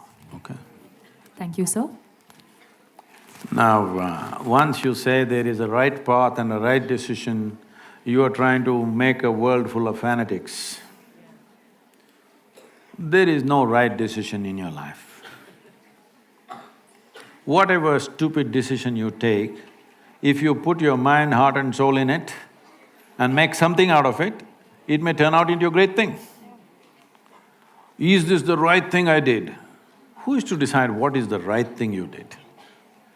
The question is, that's why I said even when it came to education, the question is not about what subject you're studying, you're sitting in class, under the tree, where, but is your student life being spent in a focused way or is it loose?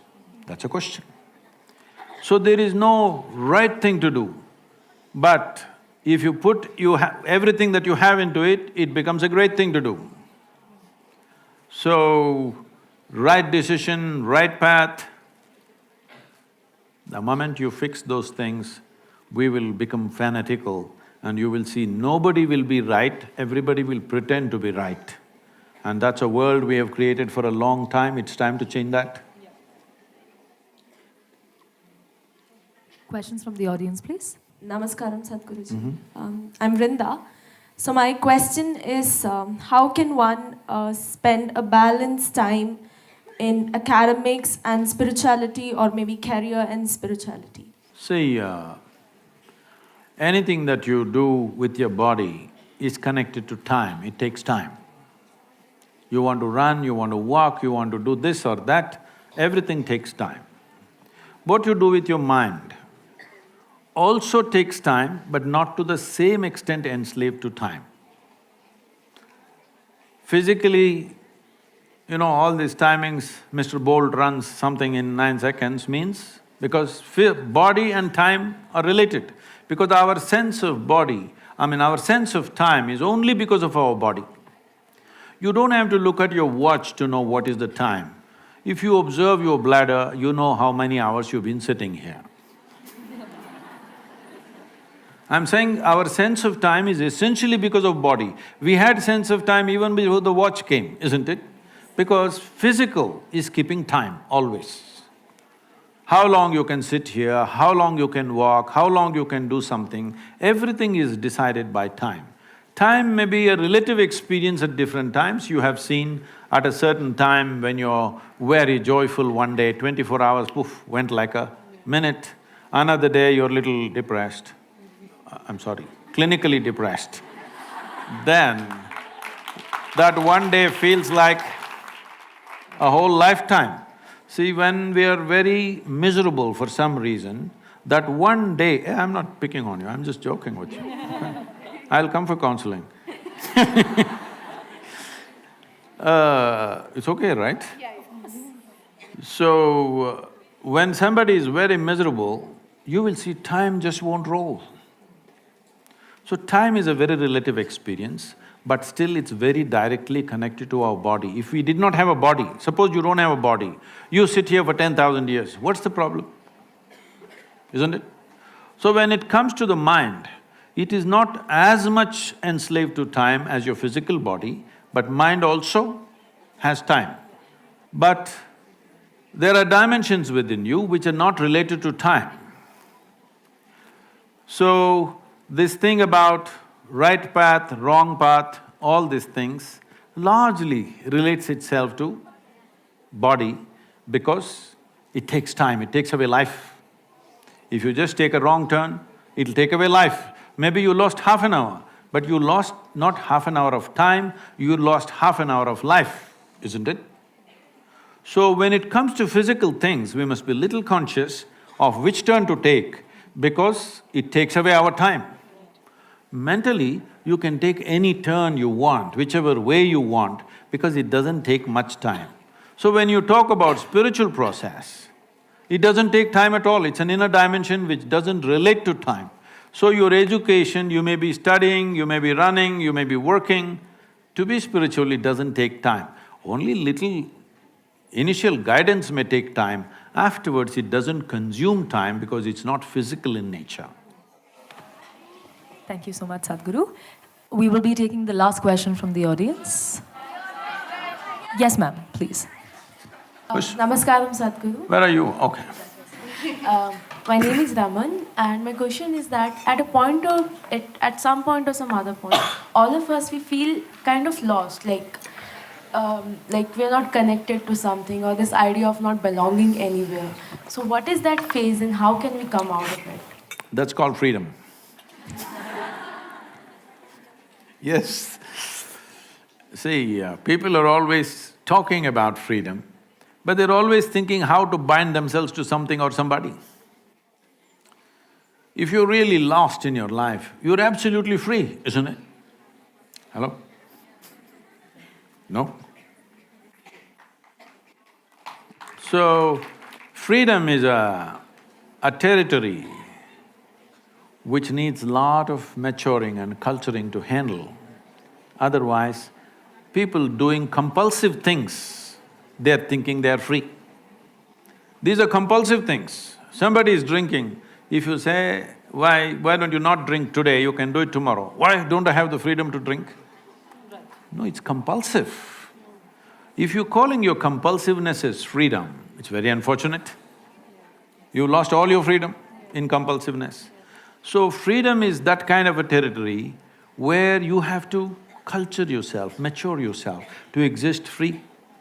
Everybody, I think at some point, we provide these opportunities for young people to come and just be by yourself. No compulsive talking, no phone, no drink, no nothing, simple. You eat what you want for nourishment and then simply be. Everybody must spend at least a little bit of time like this, because only then you understand how compulsive you are. Unfortunately, we are translating compulsiveness as some kind of a goal in our life or freedom in our life. No. See, if you want to get somewhere in your life, get somewhere does not mean be better than somebody, do this, earn this, that, no. As a life, your experience of life should become a fantastic experience. So right now, all the crazy things that people are doing in their life, why? They drink, sexuality, temple, this, meditation, whatever they're doing. Why they're doing? Because they want their experience of life to become pleasant. Yes or no? Somebody hits the bottle, somebody hits somebody else, and somebody does something else, but essentially looking for pleasantness. If your body becomes pleasant, we call this health. I'm talking yoga now to you, officially. If your body becomes pleasant, we call this health. If it becomes very pleasant, we call it pleasure. If your mind becomes pleasant, we call this peace. If it becomes very pleasant, we call it joy. If your emotions become pleasant, we call it love. If it becomes very pleasant, we call it compassion. If your very life energies become pleasant, we call this blissfulness. If it becomes very pleasant, we call it ecstasy.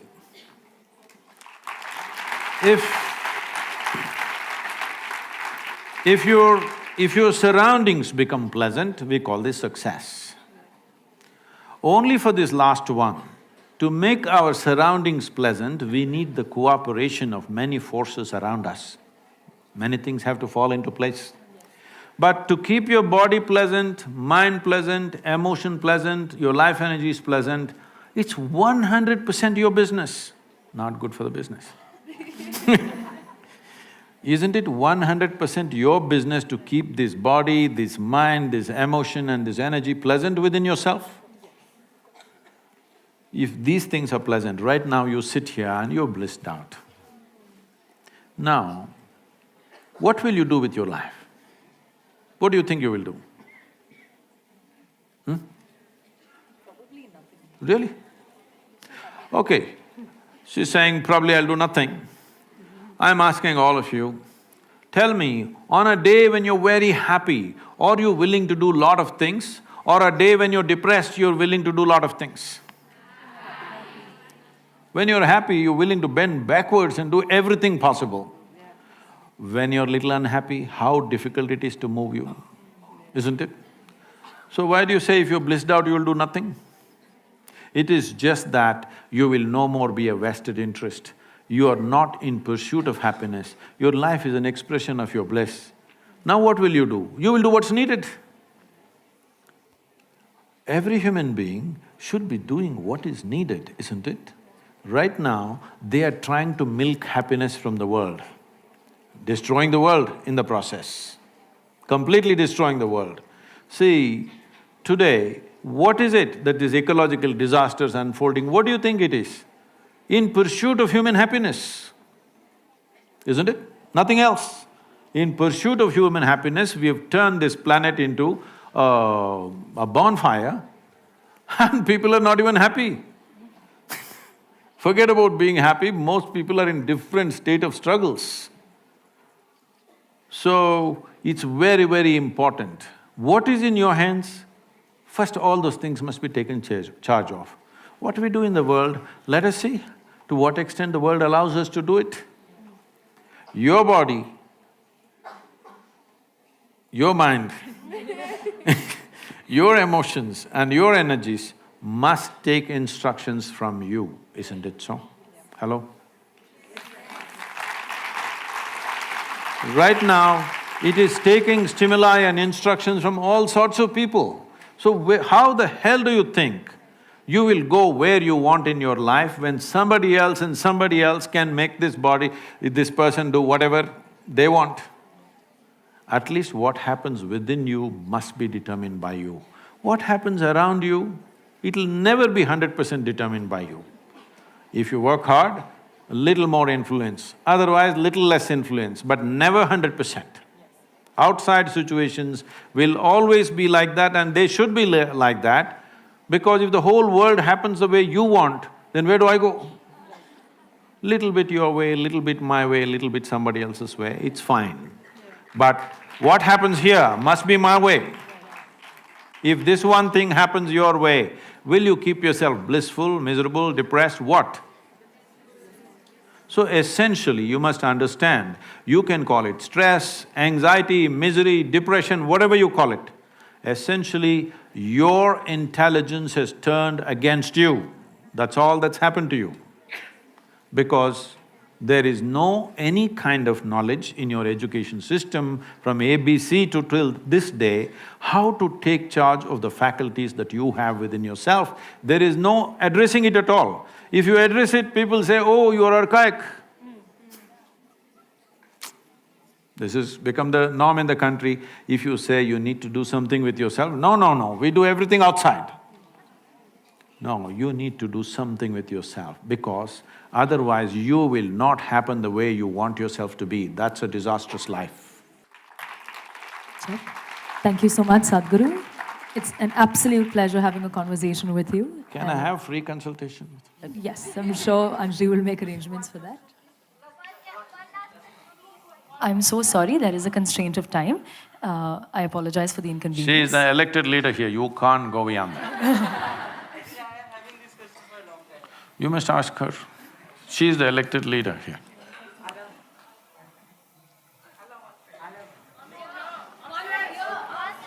I can't cross over my deans, so go for it. Please ask the question.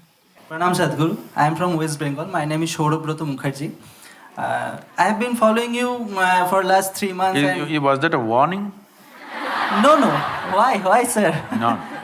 I have been following you for last few months, and I have been watching your videos, and literally I can say that I'm your fan. But I have one question that I have noticed that you have said that whatever we accumulate in our life, like our salary, our reputation, our wealth, our body fat also, it's all, we can say that it's mine, but it's not me.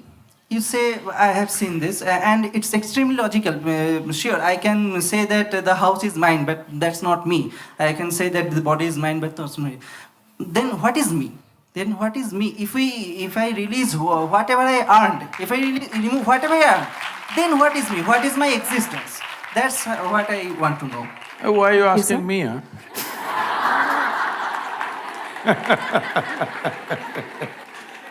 Listen now. Well, what is you? Right now, what you think is me is just a bundle of thoughts, emotions, ideas, prejudices, philosophies, ideologies, a hodgepodge of many things that you picked up. You're a scrapbook. That doesn't sound good. No, you're a cocktail. Shall we upgrade him a little more? You're a bouquet of flowers. All right. So what is you? This happened at the Cincinnati airport in Ohio, United States. People had lined up to check in at the airline ticket booth. One man just skipped the line and came straight in the front and thrust his ticket. The lady at the counter, she said, "Sir, there is a line." He said, "No, no, I'm in a hurry."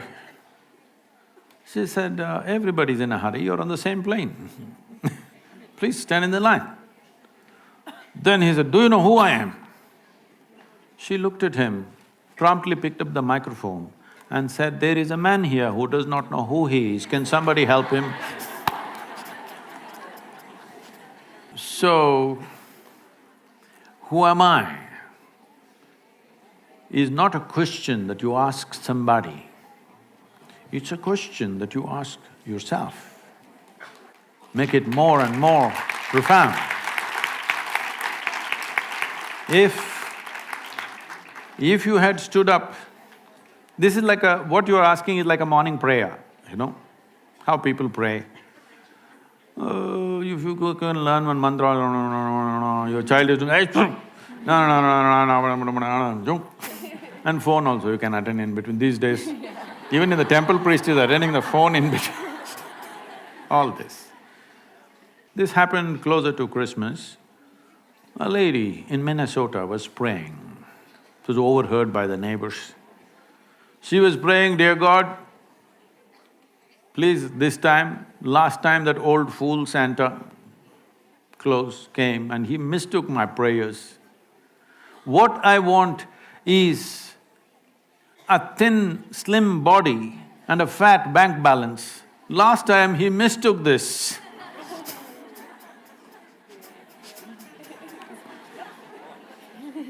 Why I'm saying this is, you please look at all the prayers on the planet.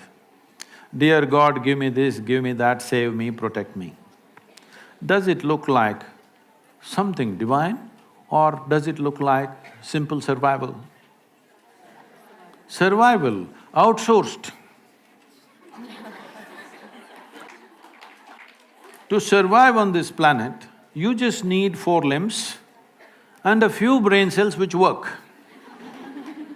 So right now, Sadhguru, all that is okay, but I want to know who I am.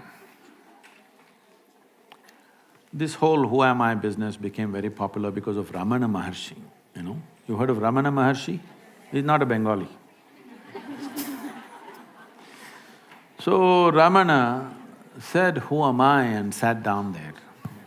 People today think they don't have to do anything. If they once in a while ask somebody, who am I? They think they're being spiritual. I was teaching a program in Los Angeles. There's a bunch of people, about 150 people, all prominent people, many of them from the Hollywood crowd. And a whole lot of young women were looking similar. They're not sisters, they have the same doctor. And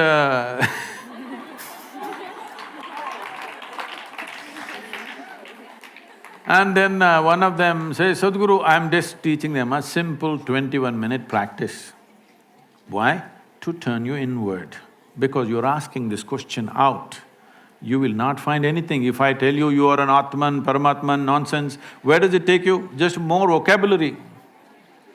See, if I tell you you are a soul, you are a divine entity, you are Atman, you are Paramatman, you didn't get anywhere. You just got more nonsensical vocabulary. That's all you got. So I said, we're teaching you a simple process, 21 minutes, how to turn inward. But you're telling us all this 21 minutes we have to do all this, but Ramana Maharshi said, you don't have to do anything. I said, whoa, Ramana got to Los Angeles? But Ramana did nothing, that's a fact. He simply sat like that, cross-legged. Simply doing nothing, absolutely. Rodents came and bit and ate his flesh. It festered, wounds, became worm-infected. He simply sat doing nothing. If you can do that kind of doing nothing, immediately there is an answer, all right? But now in California, they made like this, if a mosquito bites, they'll call 911. Yes, that's how it is.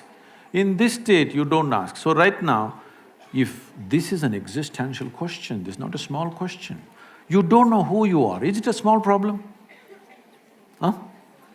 It is a fundamental problem, isn't it? And you're getting up and introducing yourself, where you, Bengal you come from and everything. And now you're asking the question is not matured yet. If you stood up and you could not ask question and tears came to you, I would have answered this question completely differently. But now it's a joke, so I'm joking with you. Is that okay? Huh? Question is there, it's a good thing, the question is there. But the question needs sharpness to penetrate. It still doesn't have enough intensity that it can penetrate something. It's right now a casual question. So right now, I can tell you something, who you are, but it's not in your experience. If I tell you something which is not in your experience, what can you do? You can believe it or you can disbelieve it. If you believe it, you are not any closer to it. If you disbelieve it, you are not any closer to it. If you believe me, you can go and tell some fancy positive story. If you disbelieve me, you can go and tell some negative story about me. But you have not moved an inch, isn't it? So if you genuinely, if this question is burning within you, if tonight, if this question bothers you so much, you cannot sleep, you cannot sit, you cannot stand, if it bothers you like that, then you come, I'll give you something else, something totally different. To all the young women, because you're calling yourself millennials, so I'm thinking you're all 18. So to all of you, the simple thing is this, do whatever the hell you want, but do it well. That's all that matters.